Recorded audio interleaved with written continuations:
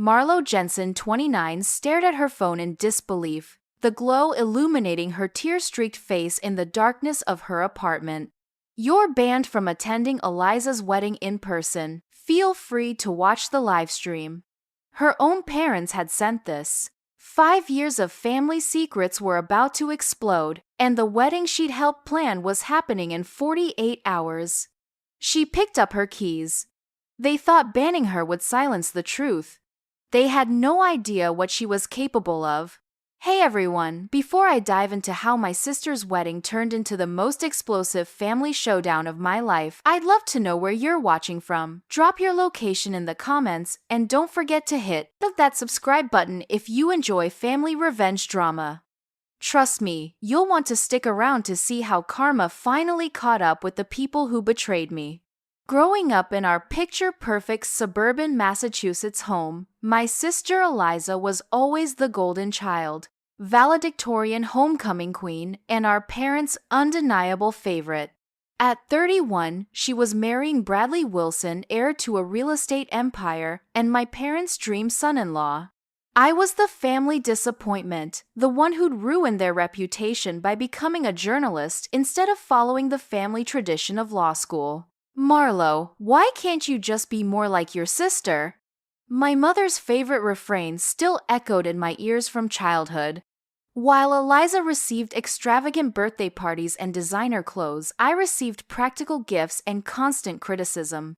Our father, Judge Richard Jensen, made no secret of his preference either. When Eliza graduated from Harvard Law, he gifted her a BMW. When I graduated with honors in journalism, he gave me a self-help book about career advancement. Despite this, Eliza and I maintained a fragile relationship. We weren't close, but we weren't enemies either, or so I thought. Everything changed when I began investigating a series of corporate fraud cases for my newspaper 5 years ago. I had no idea my investigation would lead straight to Bradley's family business, Wilson Development Group. The documents landed on my desk anonymously at first. Financial records showing systematic fraud, bribery of local officials, and dangerous corner-cutting on building safety.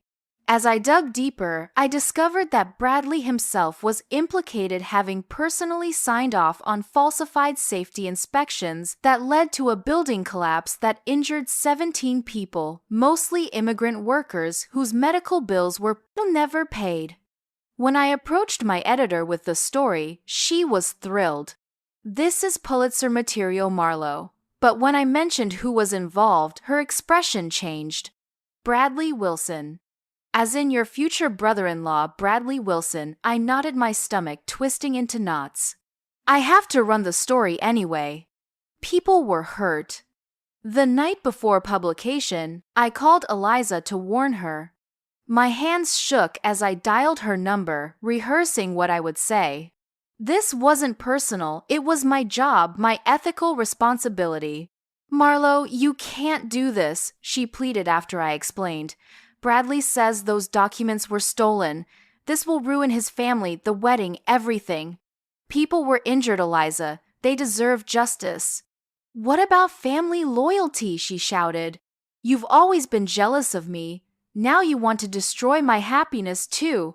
Before I could respond, my father called. His voice was cold, controlled, the same tone he used in court when delivering harsh sentences. If you publish that story, you're no longer part of this family, he said simply. I published anyway. The story made national headlines. The Wilson family faced multiple lawsuits and a federal investigation. Bradley avoided jail only through a plea deal and his family's connections. And just as my father promised, I was cut off. No calls, no holiday invitations, nothing for 5 years. Until last month when I received a wedding invitation. No note, no explanation, just a formal invitation to Eliza and Bradley's long-delayed wedding. I was shocked but hopeful. Maybe this was their way of extending an olive branch, of finally acknowledging that I had done the right thing despite the personal cost. I RSVP'd yes. I bought an expensive gift, a designer dress. I even scheduled time off work to help with preparations if needed. For the first time in years, I dared to hope that my family might forgive me for simply doing my job. Then came the text 2 days before the wedding. No longer welcome in person, relegated to watching online like a stranger. The betrayal cut deeper than anything that had come before. The morning after receiving the text, I called my childhood friend Natalie, the only person from my hometown who still spoke to me regularly. "They can't seriously expect you to just watch online," she said, indignation clear in her voice. "Apparently they can," I replied, staring out my apartment window at the Boston skyline. "The thing I don't understand is why send an invitation at all? Why the mind games? I might have some insight on that," Natalie said hesitantly. "I wasn't going to tell you because it seemed like you were finally making peace with them, but," my heart pounded. "Tell me what I overheard your mother at the country club last week.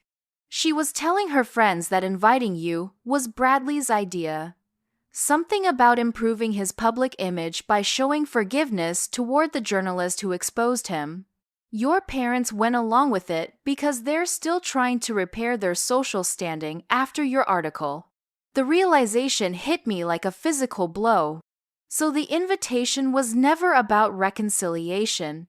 It was a PR stunt. "There's more," Natalie continued. "The plan was always to uninvite you right before the wedding. Something about generating sympathy for them and making you look unreasonable when you inevitably complained publicly." I felt sick.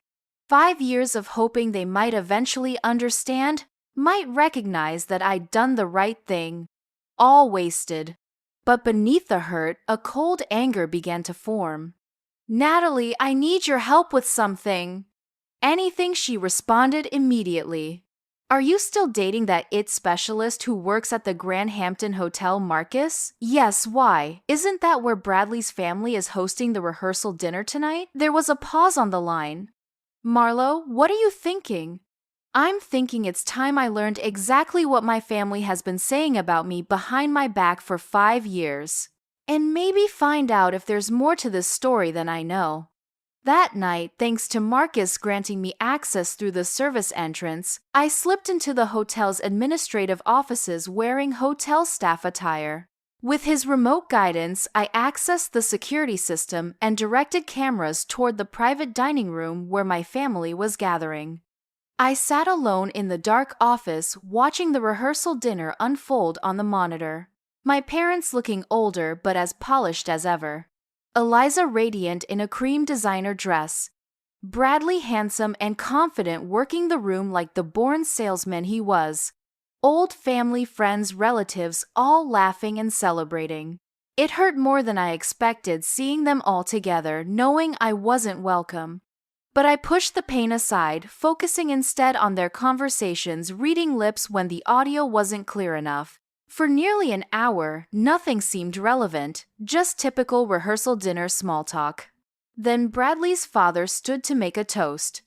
"To new beginnings," he said, raising his glass. "And to successful damage control.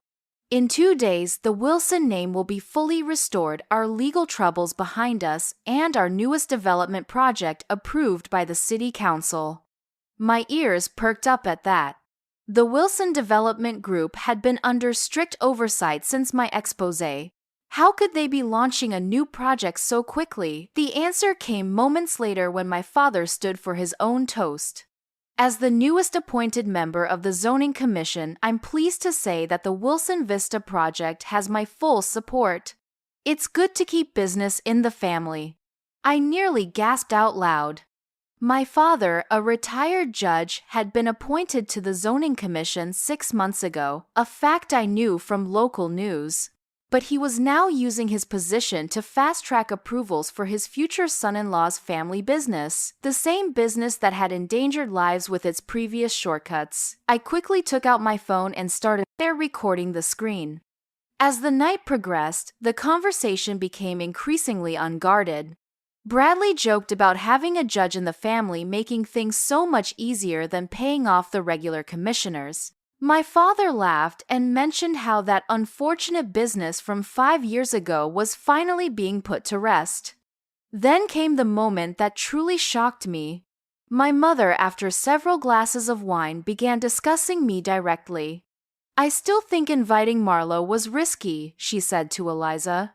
What if she had actually shown up? Eliza laughed. She was never going to be allowed in.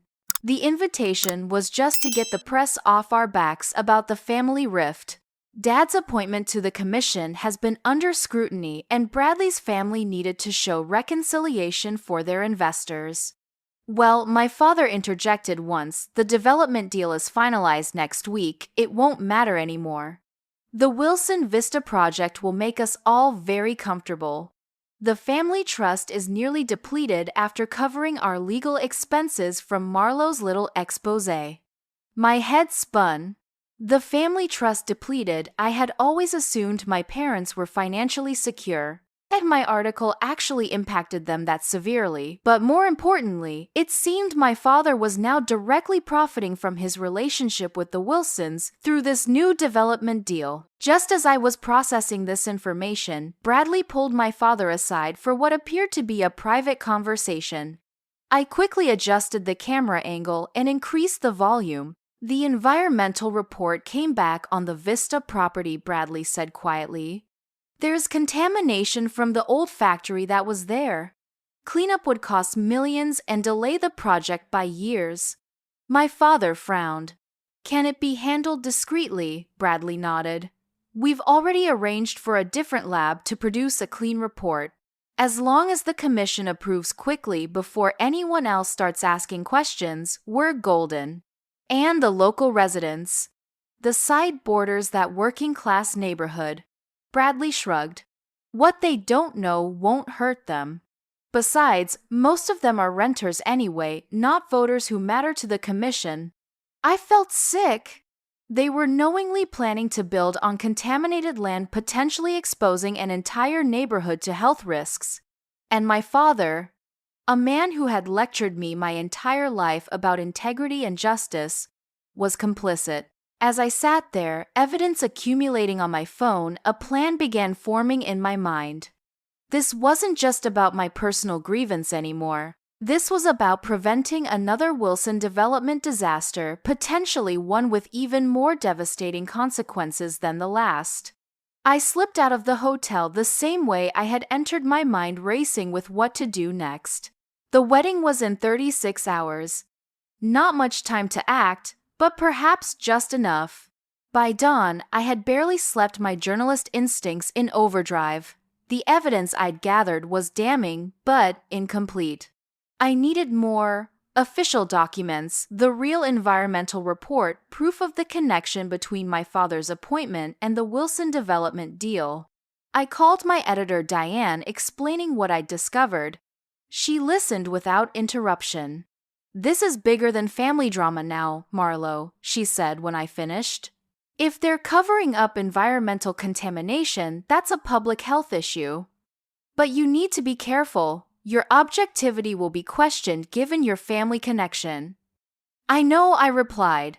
That's why I need the paper's resources, but my name won't be on the byline initially. We need another reporter to front this. I'll assign Robert. He's been wanting to sink his teeth into something substantial. What's your plan? I outlined my thoughts rapidly. I need access to the real environmental reports. My source at the lab that conducted the original testing might help. And we need to get a statement from the neighborhood association near the development site. They should be warned. What about the wedding? Are you really going to crash it? I paused, considering. Not exactly crash it, but I will be there, just not how they expect. The next 24 hours passed in a blur of activity. Robert and I worked relentlessly, contacting sources, gathering documents. My lab contact came through with a copy of the original environmental report. It was worse than I'd imagined. The soil contained dangerous levels of industrial chemicals from the abandoned factory, chemicals linked to cancer and developmental disorders. The neighborhood adjacent to the proposed development site was home to over 3,000 people, including an elementary school, less than a quarter mile from the most contaminated area. When we contacted the neighborhood association president, she was horrified. We were told this development would bring jobs and improve property values, she said. No one mentioned potential health risks. By evening, we had enough for a preliminary story, though not the smoking gun connecting my father directly to the approval process. That would require accessing his communications with the commission and the Wilsons. We can run what we have, Robert suggested. It might be enough to delay the project until a more thorough investigation can be conducted. I shook my head. We need more, and I think I know how to get it. I explained my idea. Robert looked skeptical. That's risky, Marlowe. Legally and ethically questionable. More questionable than building on contaminated land and exposing thousands of people to carcinogens, I challenged. Besides, I'm not suggesting we do anything illegal, just creative. As night fell, I received an unexpected call from Eliza. Seeing her name on my phone screen after so long was jarring. I answered cautiously. Marlowe, she said, her voice tight. I just wanted to make sure you understood the situation. The livestream link will be sent tomorrow morning. Under no circumstances are you to attempt to attend in person. Why did you invite me at all? I asked, struggling to keep my voice steady. It wasn't my idea, she replied coldly. Bradley thought it would look good to show family reconciliation. Personally, I think you forfeited any right to be part of this family when you chose your career over your sister's happiness. My career, Eliza, people were injured because of Bradley's negligence. Was I supposed to ignore that? You were supposed to be loyal to your family, she snapped. Instead, you humiliated us all. Do you know what it's been like these past 5 years? Dad's reputation was damaged. Mom had to resign from charity boards. My wedding was postponed indefinitely while Bradley's family dealt with the legal fallout. I took a deep breath. I'm sorry for the pain it caused you, but I'm not sorry for reporting the truth.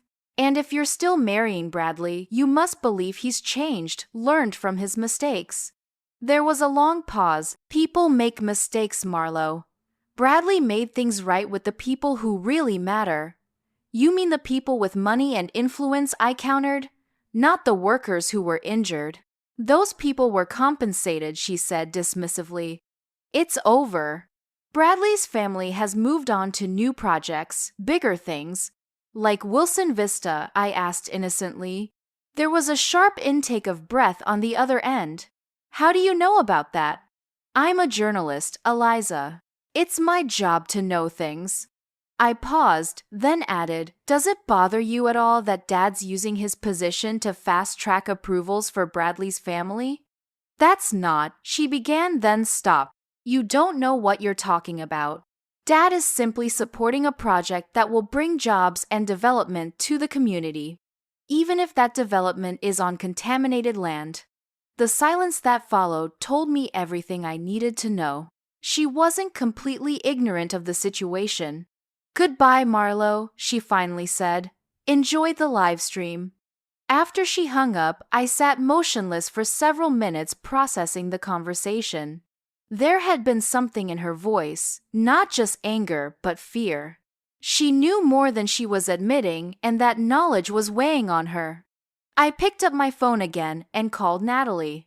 I need one more favor, I said. And this one's big. Does it involve potentially getting arrested? She asked with a sigh. Only if we get caught, I replied, a grim smile forming. But we won't. Because I'll be exactly where my family told me to be, watching online. The morning of Eliza's wedding dawned bright and clear. I woke early, having barely slept, my mind racing with the final details of the plan.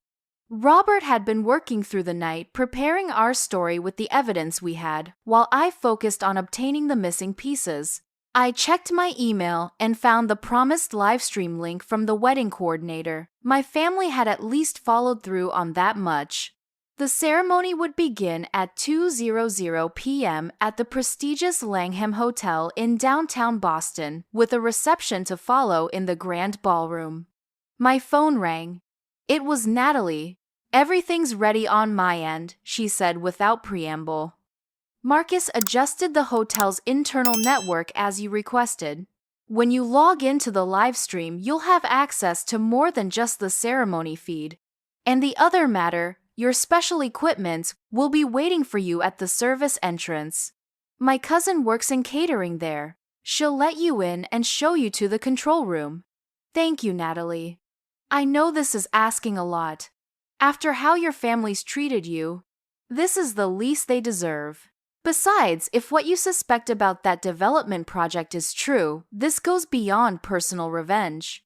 I hung up and opened my laptop, preparing the files I would need later. The story Robert and I had drafted was almost ready, lacking only final confirmation of the connection between my father, the commission, and the Wilson development. At noon, I dressed carefully in black slacks and a dark blouse, nondescript clothing that wouldn't stand out among hotel staff. I packed my laptop, portable drives, and several printouts of the environmental reports in a plain backpack. As promised, Natalie's cousin met me at the service entrance. "Staff is crazy busy with the wedding," she whispered as she led me through the kitchen and down a service corridor. "No one will notice an extra person. The AV control room is at the end of this hall. It's where they're managing the live stream." The small control room was empty when we entered. The technicians were setting up final audio in the ceremony space. "They won't be back until about 10 minutes before the ceremony starts," she explained. "So you have just under 2 hours."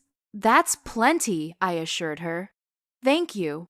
Once alone, I quickly set up my laptop and connected to the hotel's network using the access credentials Marcus had provided. As promised, I now had access not just to the live stream feed but to all cameras in the hotel's event spaces. I flipped through different views.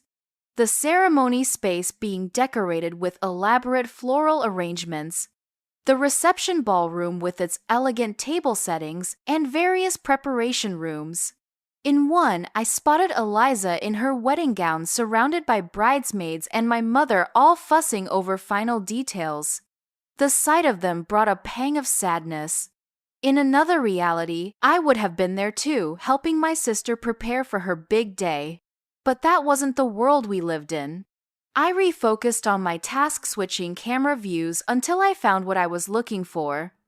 My father in a small private room with Bradley and several men I recognized as other members of the zoning commission. They were reviewing documents spread across a table, their expressions serious. I increased the audio and began recording. "The vote is scheduled for Monday morning," my father was saying. "With the 3 of us on board, it'll pass without issue." "And the environmental concerns?" one of the other commissioners asked. Bradley smoothly interjected. "The updated report shows levels well within acceptable parameters. The remediation we've already completed has addressed any previous issues." "What about the neighborhood association?" the third commissioner asked. "I've heard they're asking questions." "Nothing to worry about," my father assured him. "They don't have access to the original reports, and without those, it's just baseless speculation. Besides, the economic benefits to the area will overshadow any concerns." I watched as Bradley passed each man a thick envelope. "Just a token of our appreciation for expediting the process," he said with a smile. "The Wilson family values efficiency in government." My breath caught as I recorded the exchange. This was it, the smoking gun we needed. Not just unethical fast-tracking of approvals, but what appeared to be outright bribery of public officials. I quickly downloaded the footage and sent it securely to Robert along with a message. "This is what we needed. Prepare to publish at exactly 2:30 p.m. With that crucial evidence secured, I turned my attention to the next phase of my plan. The ceremony would be starting soon, and I needed to be ready. I connected my laptop to the live stream system, installing a small program that would allow me to interrupt the broadcast at the precise moment I chose. Then, I positioned myself at the control panel, watching as guests began to take their seats in the ceremony space. I can see that many of you watching right now are just as invested in this story as I was when living through it. If you're feeling the tension building, drop a like on this video and make sure you're subscribed so you don't miss how this all unfolds. The moment when karma finally caught up to my family, and Bradley, was even more dramatic than I could have imagined. At 1:55 p.m., the technicians returned to the control room. I quickly explained that I was an assistant sent by the wedding planner to help with the live stream. They seemed too harried to question my presence, focusing instead on their final checks of the audio and visual feeds. At precisely 2:00 p.m., the wedding ceremony began. I watched on the monitors as my father proudly walked Eliza down the aisle toward Bradley, who waited at the altar with a practiced smile.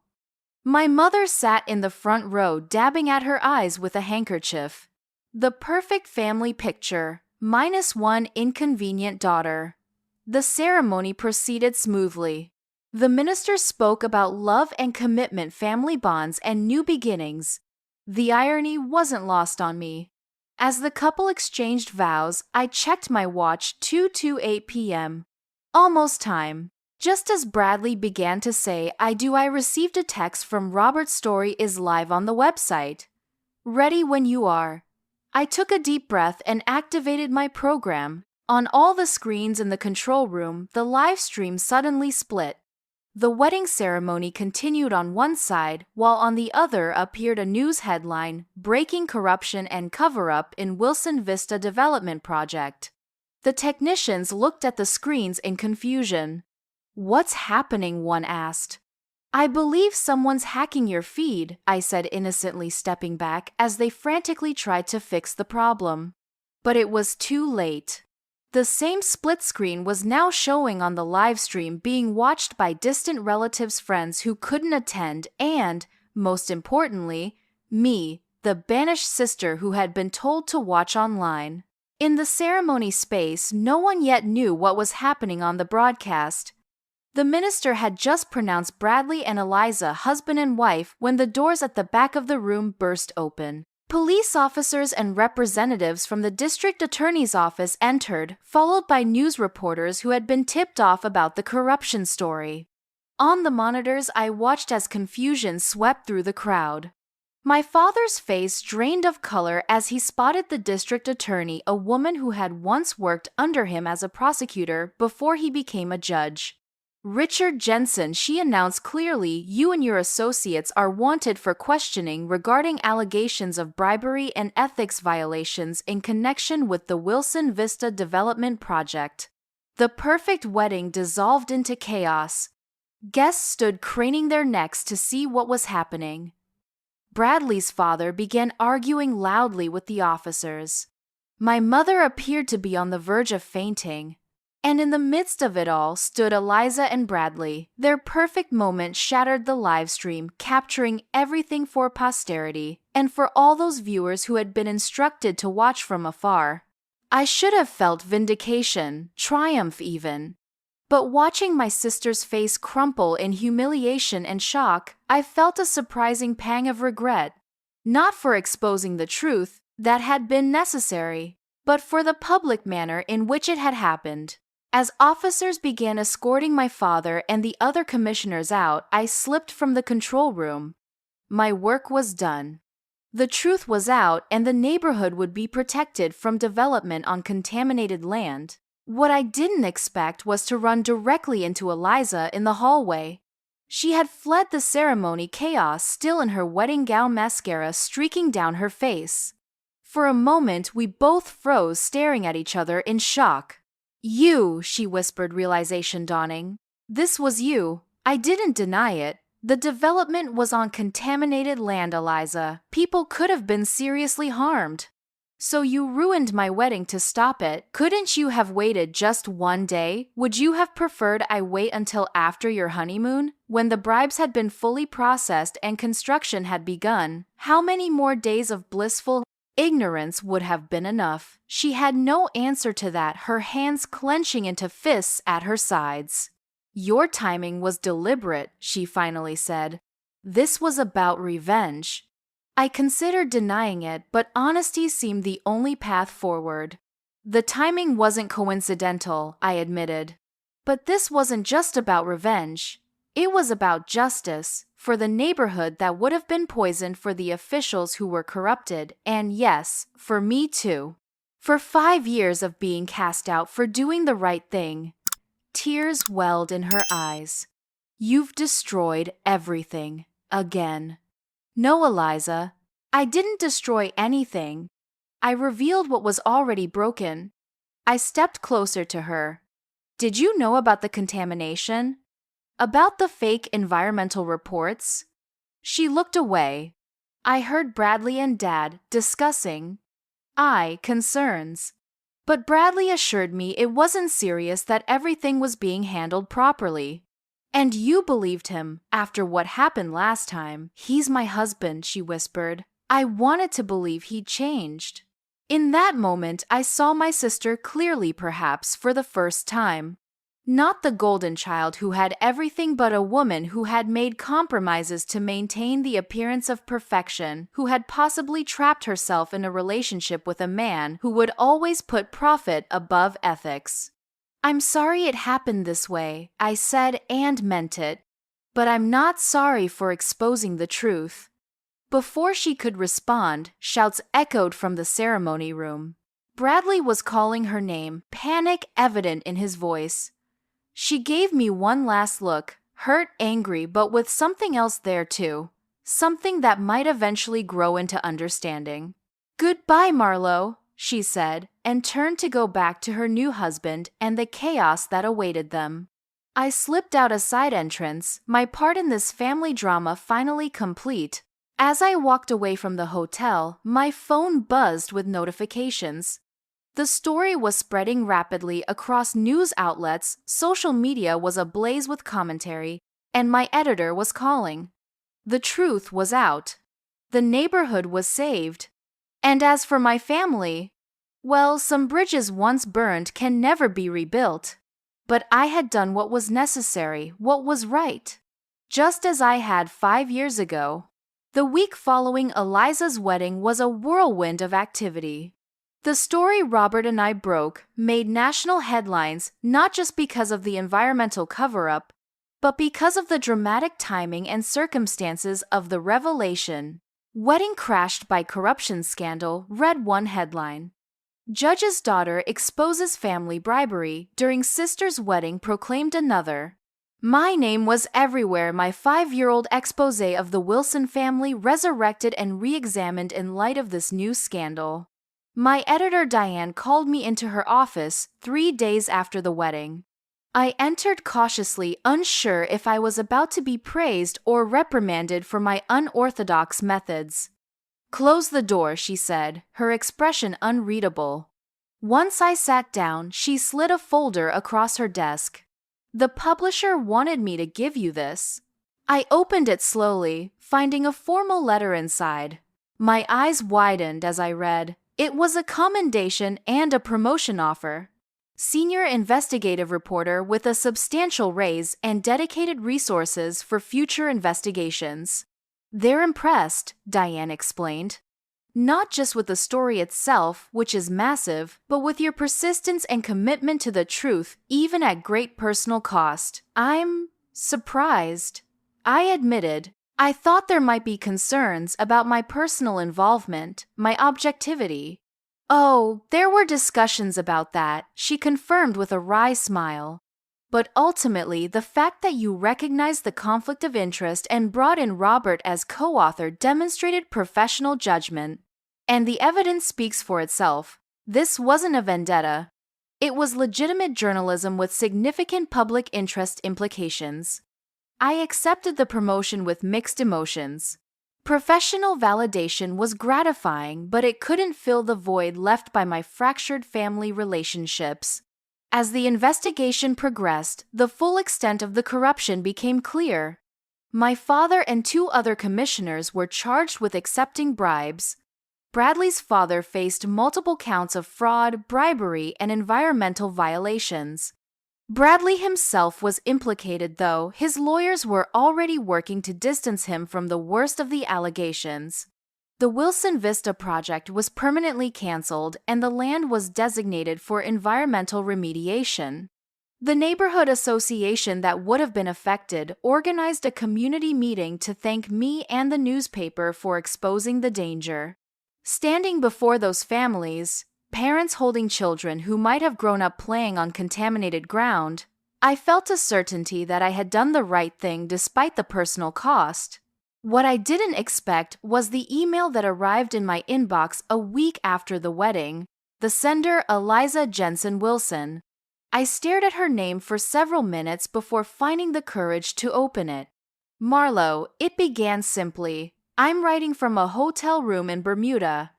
Our honeymoon destination has become something of a refuge as we attempt to escape the media firestorm. Bradley spends most of his time on the phone with lawyers while I sit on the balcony wondering how everything went so wrong. I was angry with you. Part of me still is. You could have exposed the corruption without deliberately timing it to destroy my wedding day. But as the days pass and more details emerge about what Bradley and his family were planning, about what Dad was complicit in, I find my anger increasingly directed elsewhere. Bradley swears he didn't know how bad the contamination was, that his father kept him in the dark about the severity. Maybe that's true. Maybe it isn't. 5 years ago, I chose to believe him when he said the building collapse was just an unfortunate accident, that he had been misled by subordinates. I defended him to our family, to our friends, even as your reporting painted a different picture. Now I'm facing the same choice again. Believe the man I love or acknowledge that he may not be who I thought he was, who I needed him to be. I don't know what happens next. The lawyers say Bradley might avoid serious charges with another plea deal. His family's connections still count for something apparently, but things between us have changed. Trust once broken is hard to repair, something you and I know all too well. I'm not ready to forgive you for how you chose to reveal the truth. But I'm beginning to understand why you felt you had no choice but to reveal it at all, both 5 years ago and now. Perhaps one day we can talk, really talk, about everything that's happened. Not now. Maybe not soon, but someday. Eliza, I read the email 3 times, tears blurring my vision. It wasn't forgiveness, but it was acknowledgement. A crack in the wall that had separated us for 5 years. It was more than I had dared hope for. I didn't reply immediately. Some conversations couldn't be rushed, and this was one of them. Instead, I saved the email, promising myself I would respond when I found the right words. Meanwhile, my parents maintained their silence. My father, released on bail pending trial, issued a statement through his attorney declaring his innocence and claiming he had been misled by developers. He made no mention of me or my role in exposing the scandal. My mother, true to form, stood by him publicly while reportedly telling friends that I had always been determined to destroy the family. The most unexpected communication came from Bradley's father. His lawyer contacted me requesting a private meeting. Curious but cautious, I agreed to meet at my newspaper's office with my own attorney present. Gregory Wilson looked older than I remembered, the stress of the scandal evident in his face. After preliminaries, he got straight to the point. "You've won," he said flatly. "The Vista project is dead. My company is facing bankruptcy from lawsuits and fines. I'll likely serve time. I want to know what else you want from us." "Justice," I replied simply. "For the community that would have been poisoned, for the officials you corrupted, nothing more, nothing less." He studied me with cold eyes. This vendetta against my family has gone on for 5 years. First the building collapse, now this. Is it really about justice, or is it personal? My attorney started to interject, but I raised a hand to stop him. "Mr. Wilson, your son signed off on falsified safety inspections that led to a building collapse injuring 17 people. Your company attempted to build on land you knew was contaminated with carcinogens. You bribed public officials to bypass environmental regulations. At what point should I have stopped reporting these facts because they happened to involve my brother-in-law's family? You could have come to us privately, he argued. We could have resolved this without destroying my family and your sister's marriage. The way your family were solved things 5 years ago. By using your wealth and connections to avoid real consequences while the injured workers got minimal settlements and were forced to sign NDAs. I shook my head. No. Public corruption and public health risks deserve public exposure. He leaned back, a bitter smile forming. You know your father warned me about you years ago. Said you always had an overdeveloped sense of justice even as a child. Said it would make you difficult to control. He gathered his papers, preparing to leave. I should have listened. As he stood to go, I had one final question. Was the wedding livestream your idea too? Making sure I could watch but not attend, a flicker of surprise crossed his face. No, that was Bradley's suggestion. He thought it would be. Poetic justice. He gave a short, humorless laugh. Ironic considering how things turned out. After he left, my attorney turned to me. You realize they'll never forgive you for this. I nodded slowly. I know. But some things are more important than forgiveness. 3 months after the wedding, my life had settled into a new rhythm. My promotion came with increased responsibilities but also greater respect within the journalism community. I was even nominated for a prestigious investigative reporting award for the Wilson Vista Exposé. The legal proceedings against my father and the Wilsons continued, with new details emerging regularly. My father had resigned from the zoning commission in disgrace, though he continued to maintain his innocence publicly. Bradley's father had accepted a plea deal in exchange for testimony against other involved parties, receiving a reduced sentence that would still likely mean several years in prison. I had finally responded to Eliza's email with a careful message expressing hope that someday reconciliation might be possible, while acknowledging that the wounds were still too fresh for either of us. She hadn't replied, which I took to mean she needed more time.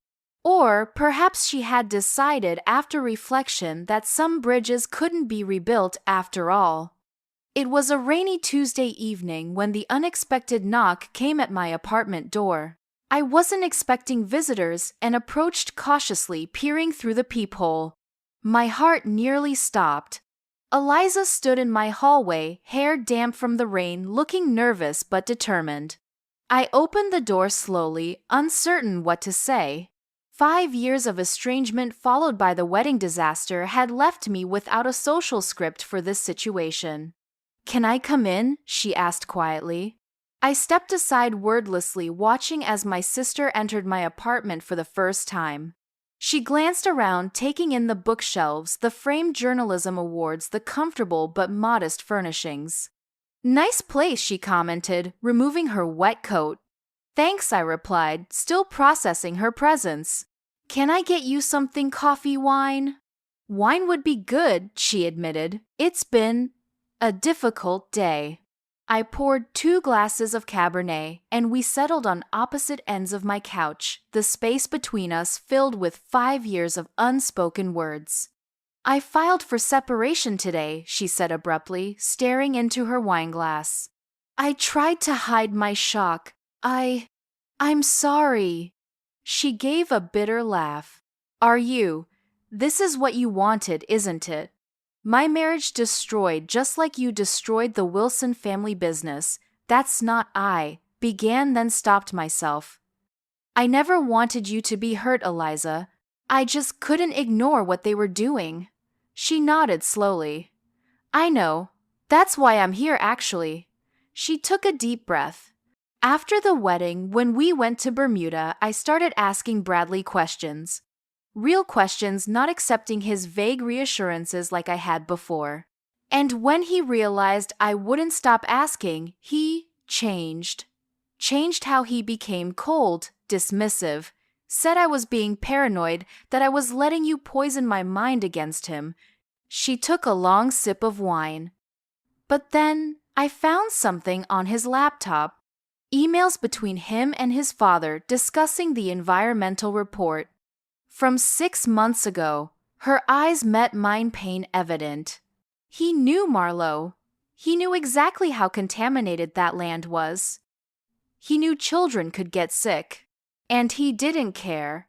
I reached across the couch tentatively, taking her hand. To my surprise, she didn't pull away. When I confronted him, he didn't even deny it. He said it was just business and that I needed to be a supportive wife instead of causing problems. She laughed again, a hollow sound. 5 years I spent defending him, believing he'd been unfairly portrayed in your article. 5 years of telling myself my sister was wrong, that my husband was a good man who'd made one mistake. I'm sorry, I said again, meaning it. I never wanted to be right about him. I know. She squeezed my hand briefly before letting go. There's something else you should know. Something I found when I was gathering documents for my lawyer. She reached into her purse and pulled out a manila envelope, sliding it across the coffee table to me. Bradley kept meticulous records, including his plans for dealing with you. I opened the envelope with trepidation, finding printouts of emails inside. As I scanned them, my blood ran cold. They detailed a systematic campaign to isolate me professionally after my initial exposé 5 years ago, contacts Bradley had used to blacklist me at several major publications, potential job opportunities that had mysteriously evaporated. A whispering campaign suggesting I was difficult and unethical.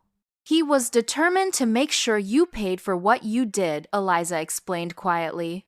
When your career survived despite his efforts, it infuriated him.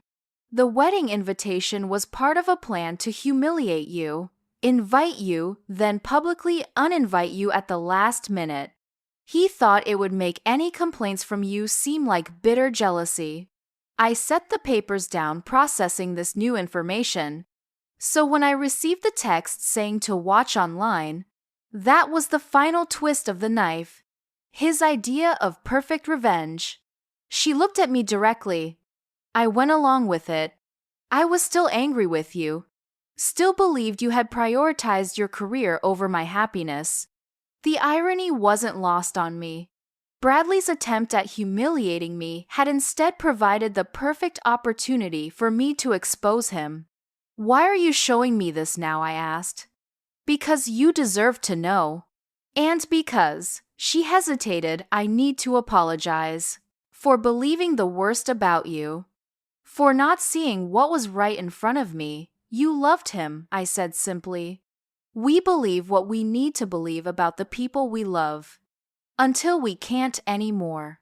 She finished her wine and set the glass down. I'm staying with a friend for now, figuring out next steps. Bradley's lawyer is already talking settlement terms. He wants to avoid more scandal during the legal proceedings. We talked for hours that night, beginning the slow process of rebuilding what had been broken. Not just from the wedding disaster, but from a lifetime of family dynamics that had pitted us against each other. The golden child versus the troublemaker competing for our parents' approval in different ways. As the evening wound down, Eliza asked the question that had clearly been on her mind. Do you think Mom and Dad will ever speak to either of us again? I don't know, I admitted. Dad's facing potential jail time and their social standing is in ruins. It might be easier for them to blame us than to accept responsibility. So we might have just each other now, she said quietly. Would that be so bad? I asked. A small smile formed on her lips, the first genuine one I'd seen that evening. No, I don't think it would. 1 year later, I stood nervously in the back of a community center in the neighborhood that would have been affected by the Wilson Vista project. The room was filled with local residents, environmental activists, city officials, and journalists, all gathered for the official announcement of the land's new designation. After extensive remediation efforts, the formerly contaminated property was being transformed into a public green space complete with community gardens, walking paths, and a playground built with sustainable materials. The project was being funded partly by settlement money from the Wilson Development Group litigation and partly by city funds allocated for environmental justice initiatives. I felt a hand slip into mine and turned to see Eliza beside me offering silent support. In the years since she'd shown up at my apartment, our relationship had slowly transformed. Not back to what it once was, but into something new and in many ways stronger. Two adult sisters learning to be friends for the first time. Our parents had indeed maintained their distance. My father had avoided jail through a plea agreement but had lost his pension and professional standing. He and our mother had sold their house and moved to Florida, where they reportedly told new acquaintances they had only one daughter, one who was taking some time to find herself. Eliza and I had sent holiday cards that went unacknowledged. Some wounds, it seemed, were too deep or too complicated to heal. Bradley was out of both our lives. Eliza's divorce had been finalized 6 months earlier with a settlement that allowed her financial independence but required a confidentiality agreement about the details of their separation. She had returned to using her maiden name and was considering law school again. This time with an interest in environmental law rather than corporate practice. As the community center filled with people, a woman approached us.